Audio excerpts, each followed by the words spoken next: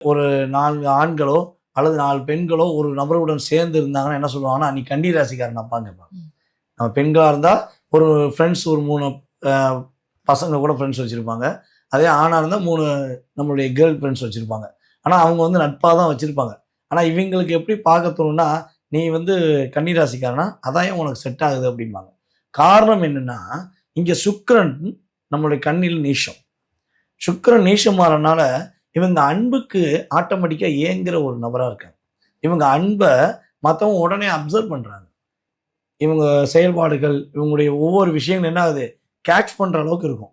அப்ப இவங்க கேட்ச் பண்றவங்க என்ன பண்றாங்கன்னா, ரத்தத்த உரியிற மாரி உறிஞ்சிட்டு, இவங்கள தூக்கி கீழ போட்டுறாங்க.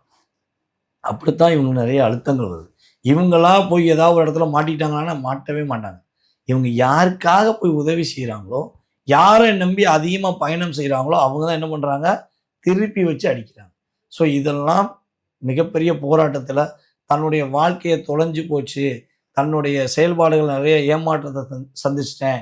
என்னால எதுவுமே முடியாது அப்படிங்கிற வார்த்தைய யாராவது மேபி ஒருத்தராவது கன்னிராசிக்காரங்க பயன்படுத்தினாங்கன்னா, அந்த அத்தன விதமான நபர்களுக்குமே சுறுசுறுப்பு, விவேகம், வெற்றி என்ற ஒரு அற்புதமான 3 விஷயங்கள் இவங்களுக்கு இந்த மாதத்தில கிரகங்கள் கொடுக்கப் போகிறது என்பது நிதர்சனமான உண்மை.